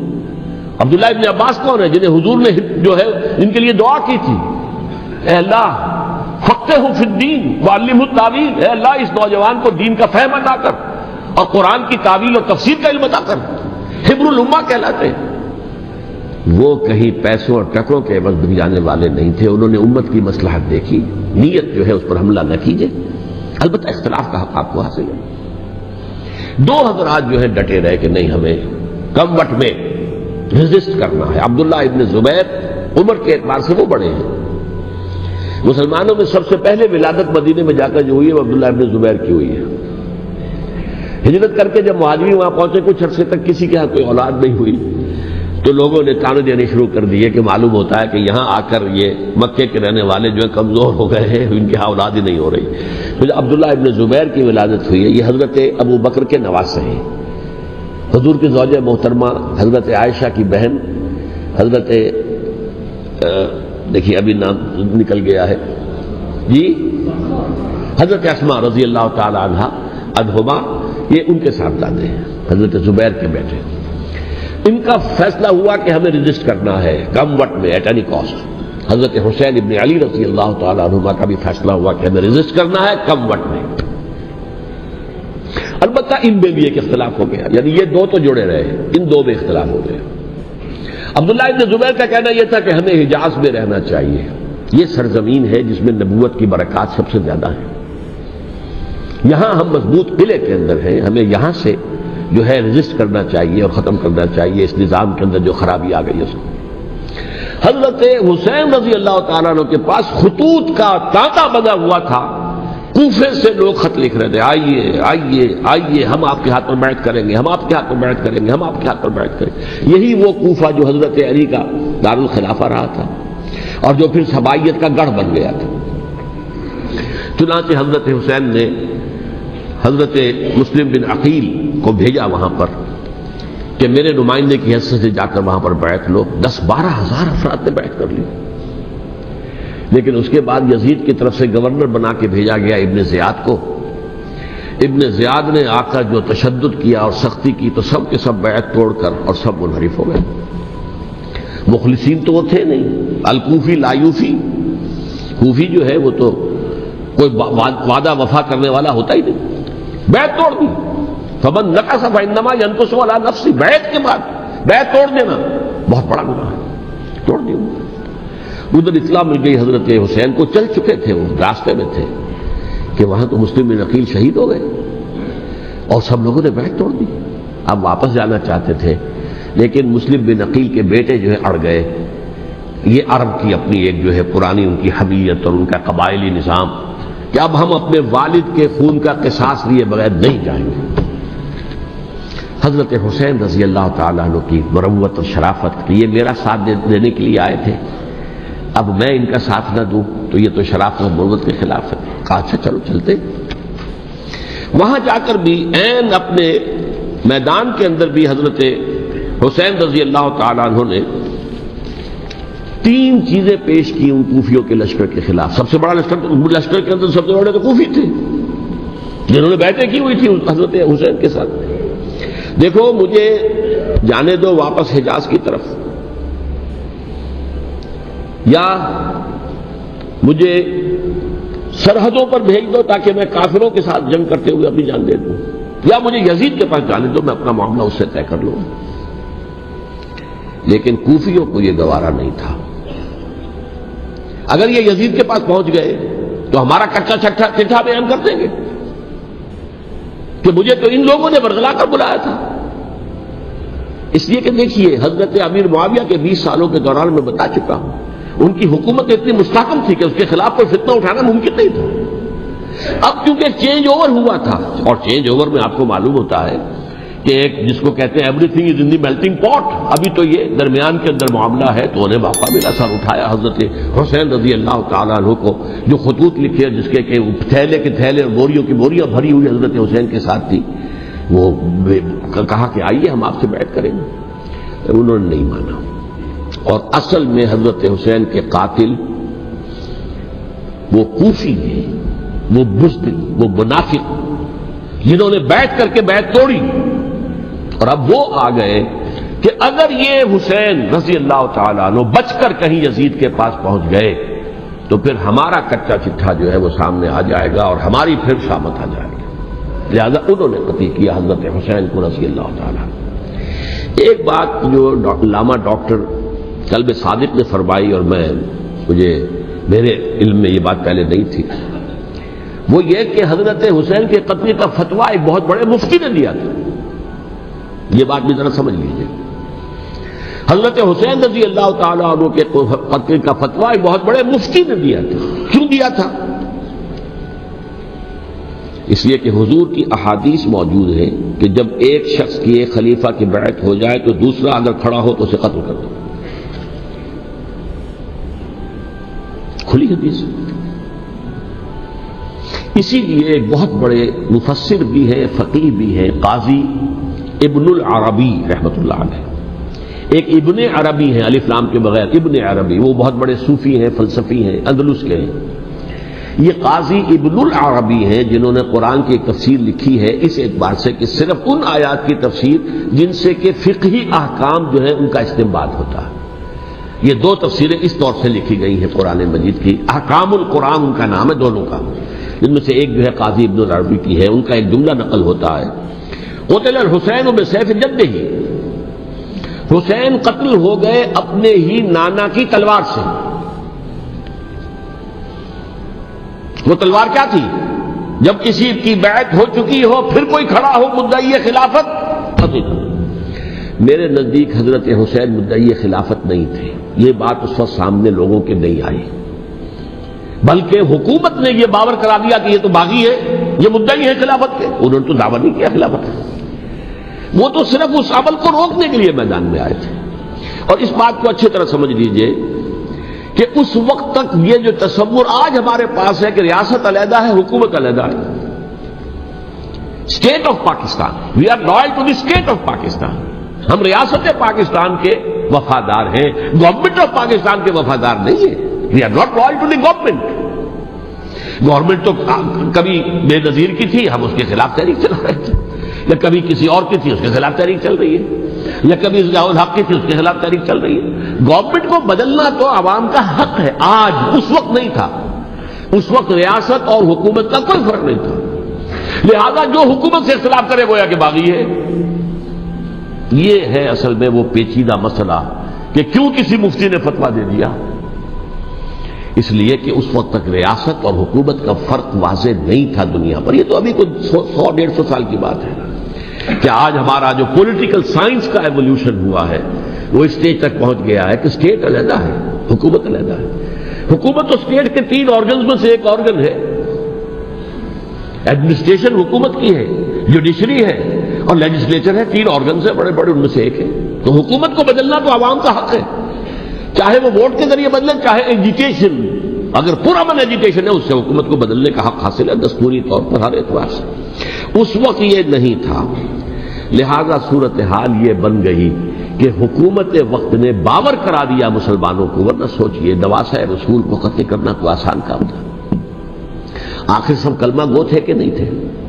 کلمہ گو تو تھے نا، اور حضور سے عقیدت اور محبت میں کبھی، لیکن یہ کہ فتویٰ اگر ایک بہت بڑے مفتی کا، جو کہ حضرت علامہ ڈاکٹر قلب صادق صاحب نے فرمایا، مجھے اس مفتی کا نام بھی معلوم نہیں، کہ ایک مفتی ہی کا فتویٰ تھا وہ، جس کے بنا پر اب ان لوگوں نے حضرت حسین کو قتل کیا، اور یہی وجہ ہے کہ انہوں نے پھر خیموں کو بھی آگ لگا دی۔ بھائی حالانکہ دیکھیے اگر دشمنی کا انتقام ہوتا تو حضرت علی بن حسین جو بیمار تھے، جو بعد میں زین العابدین رحمت اللہ علیہ کے نام سے پھر یہ اہل تشیع کے چوتھے امام معصوم ہیں، حضرت علی، حضرت حسن، حضرت حسین، اور پھر حضرت علی بن حسین زین العابدین رحمت اللہ علیہ، کیا ان کو بھی قتل کرتے تھے؟ حضرت حسین کی نسل ہی ختم ہو جاتی، لیکن نہیں کیا۔ آگ کیوں لگائی؟ آگ اس لیے لگائی کہ وہ جو ڈاکومنٹری پروف ہے ہماری غداری کا یزید کے خلاف حضرت حسین کو جو ہم نے دعوت دی، وہ جو ڈاکومنٹری پروف خطوط کی شکل میں موجود ہے وہ ختم ہو جائے، ڈسٹرائے ہو جائے۔ اس کے لیے انہوں نے خیموں میں آگ لگائی۔ بہرحال یہ ہے تاریخی پس منظر، یہ اسی سبائی فتنے کا تسلسل ہے جس نے سب سے پہلے حضرت عثمان کی جان لی رضی اللہ تعالیٰ عنہ۔ 5 سال تک مسلمانوں میں خانہ جنگی رکھی ہے، حضرت علی کو پھر شہید کیا، اور اس کے بعد جو ہے 20 سال حضرت امیر معاویہ کے تو سر نہیں اٹھا سکے، لیکن پھر جب ایک چینج اوور ہو رہا تھا تو اس وقت انہوں نے موقع غنیمت سمجھا کہ اب کھڑے ہو جاؤ اور اب دوبارہ ایک فتنہ جو ہے اس کو امت کے اندر پیدا کر دو۔ اچھا، اس معاملے میں ایک بات جو میں نے وہاں کہی کہ ہمارے ہاں شاعرانہ جو مبالغہ آمیزی ہے، یہ میری گفتگو کا حصہ انہوں نے حذف کر دیا ہے، اور میں نے ایک سنی شاعر بہت بڑے عالم جن کے حوالے سے آج بھی میری تقریر ہوگی خالق جناح ہال میں، مولانا محمد علی جوہر کے ایک شعر کے حوالے سے کہا کہ قتل حسین اصل میں مرگ یزید ہے، اسلام زندہ ہوتا ہے ہر کربلا کے بعد۔ میں نے کہا بالکل محمل شعر ہے، اسلام مرا ہی نہیں تھا، زندہ ہونے کا کیا سوال؟ اور اگر کسی درجے میں مزمحل یا زخمی ہوا تھا تو وہ تو رہا، کربلا کے بعد بھی رہا، یزید کی حکومت بھی رہی، بنو امیہ کی حکومت بھی چلی، کوئی تبدیلی تو نہیں آئی۔ یہ کیا کہہ رہے ہیں؟ اسلام زندہ ہوتا ہے کربلا کے بعد؟ میں نے کہا اسلام مرا نہیں تھا۔ جیسے میں نے یہ کہا کہ ملوکیت جو ہے وہ اب شروع نہیں ہوئی، ملوکیت تو 20 برس پہلے شروع ہو چکی تھی حضرت امیر معاویہ کے، لیکن ظاہر بات ہے کہ حضرت حسن نے، حضرت حسین نے اس کو قبول کیا، اور حضرت حسین نے تو پھر 10 سال تک ولی عہدی جو تھی چاہے بیعت نہیں کی، لیکن اس کے خلاف میدان میں آ کر چیلنج تو نہیں کیا۔ اس اعتبار سے یہ معاملہ جو ہے اسلام زندہ ہوتا ہے کربلا کے بعد، یہ بے تکی بات ہے۔ ہاں، حضرت شاہ اسماعیل شہید رحمۃ اللہ علیہ کی اگر میں تشبیہ کو، تمثیل کو سامنے رکھوں تو اسلام کی عمارت 6 منزلہ ہے، 6ٹھی منزل ٹاپ کی وہ گر گئی، 5 منزلیں انٹیکٹ تھیں، اسلام مرا نہیں تھا۔ عدالت میں شریعت کے مطابق فیصلے ہو رہے تھے، قاضی تھے، مفتی تھے، شریعت نافذ تھی، اسلام کہاں مرا تھا؟ جبکہ خود کہہ رہے ہیں علامہ کلب صادق کے ایک مفتی کے فتوے سے حضرت حسین کو قتل کیا گیا۔ اب وہ مفتی کی رائے، اس کی بدنیتی ہو، جو بھی ہو، وہ جانے، اللہ جانے، لیکن عام مسلمان کیا کریں؟ اس پہلو سے اسلام مرا نہیں تھا۔ ہاں، ایک منزل گر گئی تھی، وہ گری رہی، 1000 برس تک گری رہی، یہاں تک کہ آ کر مغربی امپیریلزم نے اس کے گرایا، ملوکیت کا معاملہ ختم کیا، اور وہ جبرین ملوکیت دوسری آ گئی، ورنہ وہی بادشاہی چلی ہے۔ بلکہ دور بنو امیہ میں وہ بادشاہی پوری طرح اس نے بالوں پر نہیں نکالے تھے، اصل باروں پر تو اس نے نکالے ہیں دور بنو عباس میں آ کر، اور پھر سلاطین جو ہے ترک، جو ترک خلفاء ہے، ان کا بھی بادشاہت تھی، اور کیا تھا، وہ خلافت تو نہیں تھی۔ تو یہ تو اسلام میں جو بھی نقص واقع ہو گیا تھا، کبھی واقع ہو گئی تھی، وہ جو کی تو برقرار رہی، اس کو بھی تسلیم کیا۔ میں اللہ کا شکر ادا کر کے کہتا ہوں کہ دونوں حضرات، دونوں شیعہ دانشور اور بڑی اعلیٰ سطح کے جو شیعہ عالم تھے، انہوں نے اس بات کو تسلیم کیا اور میری اس بات کو چیلنج نہیں کیا۔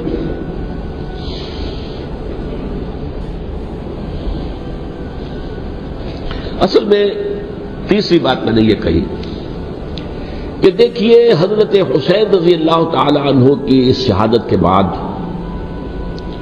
اس کے بعد واقعہ حرہ بھی ہوا، جو واقعہ کربلا سے بھی بعض اعتبارات سے زیادہ بھیانک اور زیادہ گھناؤنا واقعہ ہے۔ بنو امیہ کی تاریخ ہے جس کو لوگ جانتے ہی نہیں۔ مدینہ کے کچھ لوگوں نے بغاوت کی اور انہوں نے اس کے خلاف فوج بھیجی، اور فوج کو جو مدینہ فتح کر لیا، 3 دن کے لیے حلال کر دیا، جو چاہو کرو، یہاں جسے چاہو مارو، جسے چاہو لوٹو، جس کا گھر چاہو برباد کرو، جس عورت کو چاہو ریپ کرو، اور یہ مدینہ النبی کے اندر ہوا۔ تو کاٹ کھانے والی ملوکیت کے اندر بہت سے واقعات ہوئے۔ عبداللہ ابن زبیر کھڑے ہوئے، انہوں نے حکومت قائم کی تھی، لیکن یہ کہ وہ تو 6 سال کے لیے کامیاب بھی رہے، ایک حکومت قائم کی، بنو امیہ کے ہاتھ پر بیٹھ نہیں کی، بالآخر ان کی حکومت بھی ختم ہو گئی۔ پھر حضرت زید کھڑے ہوئے، انہوں نے بغاوت کی، وہ بھی ناکام رہ گئے۔ پھر بنو عباس میں کھڑے ہوئے حضرت نفس زکیہ، حضرت حسن رضی اللہ تعالیٰ عنہ کے اولاد میں سے، وہ بھی ناکام ہو گئے، شہید ہو گئے۔ پھر یہ سمجھ لیا گیا کہ اب یہ جہاں تک 6ٹھی منزل ہے وہ تو دوبارہ تعمیر نہیں ہو سکتی، یہ تو جس کی لاٹھی اس کی بھینس، جس کے پاس طاقت ہوگی اس کی حکومت ہوگی، جس کا قبیلہ زیادہ قوی ہوگا، جس قبیلے میں زیادہ عصبیت ہوگی، مضبوط ہوگا، متحد ہوگا، طاقتور ہوگا، اسی کی حکومت ہوگی۔ البتہ اس کے نیچے لوگوں کے اخلاق کی اصلاح کرو۔ صوفیاء کرام نے وہ کام اپنے ذمے لیا، اور بالکل وہی کام ہے کہ جو ائمہ اہل بیت کرتے رہے۔ حضرت حسن کی اولاد میں پھر حضرت علی بن حسین رضی اللہ عنہ، حضرت حسین کی اولاد میں، پھر امام محمد باقر، امام محمد جعفر صادق، اور اس کے بعد بھی 5 اور، کسی نے بغاوت نہیں کی۔ جیسے علماء کرام کام کر رہے تھے اور جیسے صوفیاء کرام کام کر رہے تھے، ایسے ہی وہ مسلمانوں کی علمی تربیت، روحانی تربیت و تزکیہ کر رہے تھے، کسی نے حکومت کو چیلنج نہیں کیا۔ نوٹ کر لیجیے اس بات کو۔ حضرت علی نے بھی چیلنج نہیں کیا تھا، حضرت حسن نے چیلنج نہیں کیا، خود صلح کر لی۔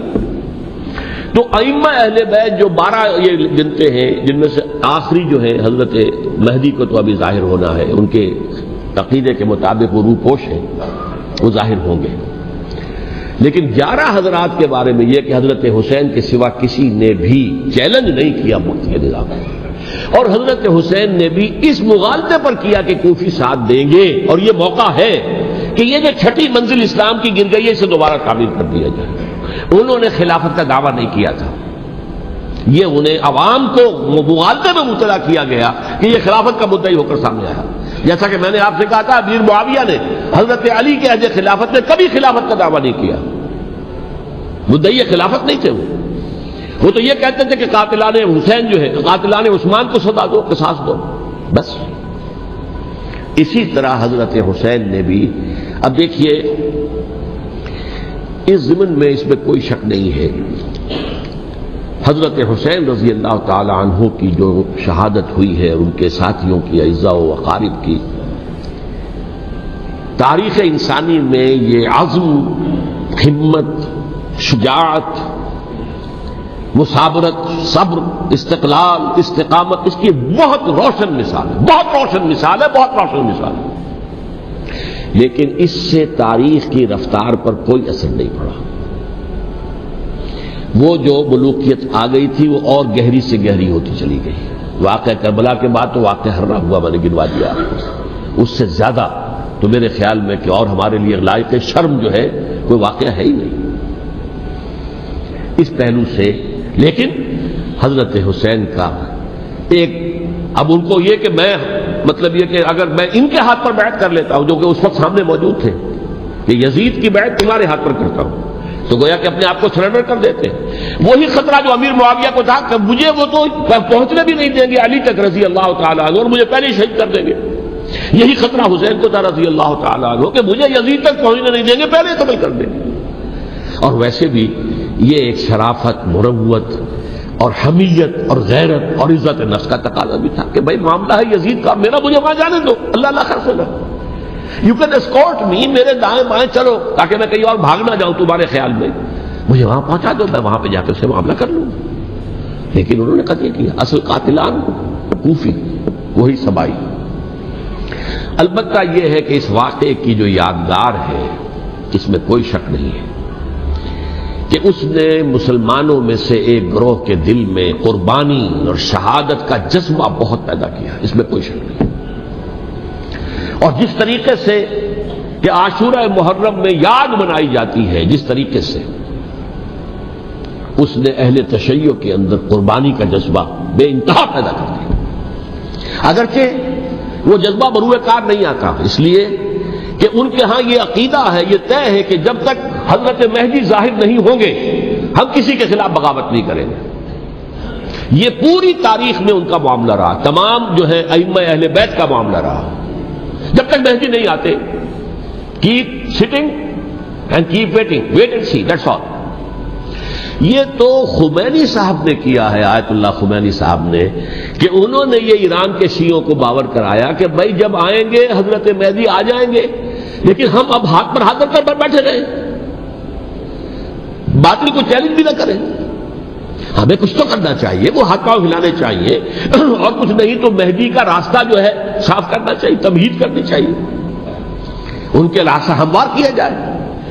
تو یہ ان کی بڑی عظمت ہے آیت اللہ خمینی صاحب کی کہ اہل تشیع ایران کے جو ہے ان سے انہوں نے یہ بات منوا لی کہ ہم بالکل انرٹ نہیں بیٹھے رہیں گے، بلکہ اب انہیں نائب امام قرار دے کر اور ولایت فقیہ کے فلسفے کے حوالے سے، یہ دو چیزیں ان کی جو ہیں بنیادی فلسفے کی ہیں، وہ اس وقت میرا موضوع نہیں ہے، انہوں نے عوام کو ایسا کھڑا کیا ہے کہ 20,000 سے لے کر 30,000 کے درمیان انسانوں نے جانیں دے دی، عورتوں کے جلوس نکلے، شیرخوار بچہ گود میں ہے عورت کے اور گولی کھا رہی ہے، مر رہی ہے، گر رہی ہے. اب سوچئے زندگی کتنی عزیز ہوتی ہے، اور شیرخوار بچے کے لیے ماں کی جو زندگی ہے، اس ماں کو اپنی زندگی کتنی عزیز تر ہوگی کہ اپنے لیے نہیں تو اس بچے کے لیے مجھے جینا ہے. لیکن نہیں، گولیاں کھائیں اور گری. یہ جذبہ انہی میں ہے. واقعہ یہ ہے کہ اہل سنت کے اندر یہ جذبہ نہ ہونے کے برابر ہے. یہ میں واشگاف الفاظ میں کہہ رہا ہوں. پورے عالم اسلام میں صرف شیعہ ایران ایسا نکلا ہے کہ جس نے بادشاہت کا خاتمہ کیا. باقی سعودی عرب میں بادشاہت بیٹھی ہوئی ہے، ڈٹ کر بیٹھی ہوئی. اربوں ڈالر کا ایک ایک محل بنتا ہے ان بادشاہوں کا، اور سنی سن ہے، سن کوئی حرکت نہیں. وہ تو اب جو حرکت ہو رہی ہے وہ اینٹی امریکن حرکت ہے جو ہو رہی ہے. وہ در حقیقت وہ مسئلہ بالکل دوسرا ہے جو اس وقت ہو رہا ہے. لیکن یہ کہ عالم اسلام میں کوئی تحریک ایسے نہیں اٹھی. یہ اہل تشیع میں ہے جو بالکل استثنائی بات ہے کہ انہوں نے جو ہے ایک ایسا بادشاہ جس کو کہا جاتا تھا کہ اس کا جو اسلحہ خانہ ہے وہ ایشیا میں سب سے بڑا اسلحہ خانہ ہے، جو 2500 سالہ پرانی جو ایک عظمت تھی ایران کی، اس کو دوبارہ تازہ اور زندہ کرنا چاہتا تھا. 2500 سالہ برسی اس نے منائی تھی، اس کے لیے ایک شہر آباد کیا تھا کہ خسرو یا سائرس یا ذوالقرنین قرآن مجید کی اصطلاح میں اس کی یادگار بنائی تھی. اور وہ سوچ رہا تھا کہ وہی عظمت دوبارہ ایران کی ہوگی جو کہ خسرو کے زمانے میں تھی، جس کا قرآن مجید میں سورہ کہف کے اندر ذکر ہے. مشرقی فتوحات، مغربی فتوحات، شمالی فتوحات. تو وہ بادشاہ ہے، اس کو بھاگنا پڑا ہوا قربانی کی وجہ سے. تو یہ جو ہے واقعہ کربلا نے، اس میں کوئی شک نہیں ہے کہ ایک ایسی مشعل روشن کی ہے جس کو کہ ہر شخص کو دیکھنا چاہیے. یہ بھی انسان، جیسے کہ اقبال نے ایک شعر کہا تھا غالب کے لیے، فکر انسان پر تیری ہستی سے یہ روشن ہوا ہے، پرے مرغ تخیل کی رسائی تاک ہو جا. تو فکر انسان پر حضرت حسین کی قربانی سے یہ واضح ہوا ہے کہ انسان کس حد تک جا سکتا ہے قربانی دینے کے لیے اپنے کسی مقصد کے لیے. مقصد ان کا جو تھا، میں نے اسی لیے آیت پڑھی تھی، معاذ اللہ ثم معاذ اللہ. میں ایک آخری بات جو کہہ رہا ہوں وہ نوٹ کر لیجئے. ایک خاص انتہائی نقطۂ نظر کے عام کیے جانے کی وجہ سے سنیوں میں بھی ایک انتہائی رد عمل پیدا ہوا ہے. Extreme rightist سنیز. اگر ایک طرف سے حملہ کیا گیا ہے حضرت عثمان کی نیت پر، ان کو خیانت کا الزام لگایا گیا، ان پر اقربا پروری کا الزام لگایا گیا، حضرت ابو موسیٰ شریف پر خیانت اور غداری کا الزام لگایا گیا. یہ ساری چیزیں اگر صحابہ کرام کے اوپر ہوئی ہیں، امیر معاویہ پر، امیر اور عمرو بن العاص پر، تو جواب میں کچھ لوگ کھڑے ہو گئے. حضرت علی وہ اقتدار کے طالب تھے، معاذ اللہ ثم معاذ اللہ ثم معاذ اللہ. یہ اہل سنت کا موقف نہیں ہے. حضرت حسین اقتدار کے طالب تھے، ہرگز نہیں، ہرگز نہیں، ہرگز نہیں. وہی اصول جو میں نے بتایا تھا سب کے لیے لاگو رہے گا. وہ امیر معاویہ کے لیے ہے تو حضرت علی کے لیے بھی، حضرت حسین کے لیے بھی ہے. یہ نیک نیت ہے. آپ ان کی کسی رائے سے اختلاف کر سکتے ہیں لیکن ان کی نیت پر حملہ نہیں کریں گے. نیت پر حملہ کریں گے آپ کا ایمان بالرسالت جو ہے وہ مجروح ہو جاتا ہے. یہ رسول کے ساتھ بھی ہے. رسول نے ان کا تزکیہ کیا، یتلو علیہم آیاتہ ویزکیہم، اس کا سارا عمل محمد کا کیا ہوا صلی اللہ علیہ وسلم. تو صحابی کے معاملے میں یہ ہمارے ہاں ان کو اہل سنت جو ہے جو معتدل مزاج کے، اکثریت ان کی، یہ تو چند لوگ ہیں ذرا قلم چلا لیتے ہیں تو ان کی بہت سی کچھ چھوٹی چھوٹی کتابیں بھی شائع ہو گئی ہیں بہت، لیکن انہیں اہل سنت نے قرار دیا ناسبی یا خارجی. جیسے خوارج نے کہا تھا حضرت علی بھی کافر ہے اور حضرت امیر معاویہ بھی کافر ہیں، حضرت عمرو بن العاص بھی کافر ہے، معاذ اللہ ثم معاذ اللہ.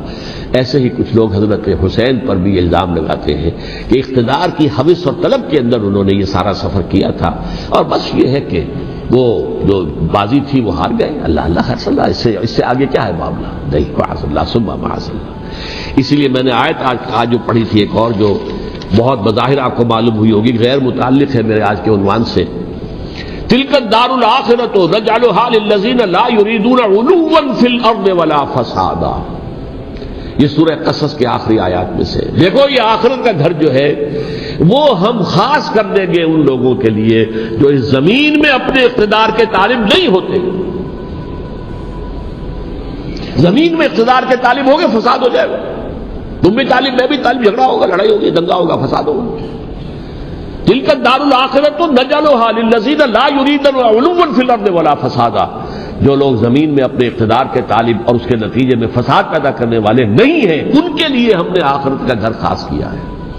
والعاقبۃ للمتقین، اور عاقبت جو ہے، انجام کار، آخرت جو ہے وہ تو متقیوں کے لیے ہے۔ اسی میں آئیں گے سب صحابہ کرام، خواہ وہ حضرت علی ہے رضی اللہ تعالیٰ عنہ، اور خواہ وہ حضرت امیر معاویہ ہیں، حضرت عثمان ہیں رضی اللہ تعالیٰ عنہما، خواہ حضرت حسن ہے، حضرت حسین ہے رضی اللہ تعالیٰ عنہما، خواہ عبداللہ ابن زبیر ہے، خواہ عبداللہ ابن عباس ہے، خواہ عبداللہ ابن عمر ہے رضی اللہ تعالیٰ عنہم اجمعین۔ اس اصول کو سامنے رکھ کر اختلاف آپ کر سکتے ہیں کسی سے بھی، لیکن کسی کی نیت پر حملہ کریں گے تو اصل میں آپ کا ایمان بالرسالت مجروح ہو جائے گا۔ علی کو نبی اکرم صلی اللہ علیہ وسلم نے اپنا نائب بنا کر چھوڑا تھا جب غزوہ تبوک میں جا رہے تھے مدینے میں۔ حضرت علی نے کہا بھی کہ مجھے آپ عورتوں کے ساتھ بٹھا کے جا رہے ہیں۔ فرمایا تمہارا مقام میرے ساتھ وہی ہے جو موسیٰ کے ساتھ ہارون کا تھا۔ ہارون کو چھوڑ کر گئے تھے نا یہودیوں کے پاس جب گئے تھے تورات لینے کے لیے، تو تمہارا وہی مقام ہے میرے ساتھ۔ تو یہ حضرت علی ہے رضی اللہ، ان کے بارے میں میرا، ان کی کیا عظمت میری نگاہ میں۔ تو یہ 3 کتابچے ہیں، مجھے نہیں معلوم تیسرا یہاں ہے یا نہیں ہے، بہرحال آپ لوگوں کو ریکمینڈ کر رہا ہوں کہ ان کا مطالعہ کریں۔ اب یہ کہ آخری بات یہ کہ اصل ہمارے کرنے کا کام کیا ہے۔ دیکھیے کیوں نہیں کیا کسی نے بھی خروج کا معاملہ، وہ میں واضح کر چکا ہوں، بغاوت نہیں کی۔ کیوں؟ ایک تو ریاست اور حکومت میں فرق نہیں تھا، ذرا کھڑا ہو اور وہ باغی قرار پائیں گے، واجب القتل ہو جائیں گے، فتوے کی زد میں آ جائے، یہ معاملہ تھا۔ اور دوسرے یہ کہ عمارت پوری گری نہیں تھی، ایک منزل گری تھی نا۔ آج ہم کہاں کھڑے ہیں؟ پوری عمارت گری ہوئی ہے، نہ شرعی عدالتیں ہیں، نہ شرعی فیصلے ہیں، نہ احکام الہی نافذ ہے، نہ حدود اور قصاص کے معاملات، کچھ بھی نہیں۔ ہمارا فرض کیا ہے؟ حضرت حسین کی مدح کرتے رہیے، تعریف کرتے رہیے، صحابہ کرام کی مدح کرتے رہیے، مدح صحابہ، اس کے لیے مجلسیں قائم ہو رہی۔ بھائی کر کیا رہے ہو؟ تھے تو آبا وہ تمہارے ہی، مگر تم کیا ہو؟ ہاتھ پر ہاتھ دھرے منتظر فردا ہو۔ تلک امۃ قد خلت لہا ما کسبت ولکم ما کسبتم۔ وہ تو ایک امت تھی جو چلی گئی، اللہ کے ہاں پہنچ گئے، جو کچھ انہوں نے کمایا وہ ان کے لیے، تمہارے لیے نہیں ہے۔ تمہارے لیے وہ ہوگا جو تم کماؤ گے۔ ہمارے لیے راستہ اب یہی ہے کہ خلافت راشدہ کے مکمل نظام کو اثر نو قائم کرنے کے لیے منہج انقلاب نبوی کو اختیار کریں۔ میری کتاب اس پر، کیسٹس اس پر، آڈیو کیسٹس، ویڈیو کیسٹ، سی ڈیز، نہ معلوم ڈی وی ڈی، سب کچھ موجود ہے۔ سیرت النبی پر تو میں عرض کر چکا ہوں، فلسفہ سیرت النبی سمجھنا ہے تو میری کتاب پڑھیے، ورنہ سیرت النبی آپ پڑھ لیں گے، واقعات معلوم ہو جائیں گے، فلسفہ سیرت سامنے نہیں آئے گا، اس کا آپ مطالعہ کریں گے میری کتاب سے۔ اور دوسرے یہ کہ یہ خلافت قائم کرنے کے لیے جو جد و جہد ہم کر رہے ہیں، تحریک خلافت پاکستان جس کا میں داعی ہوں ادنا سا، وہ تنظیم نہیں ہے، میں اس کا امیر نہیں، وہ ایک تحریک ہے۔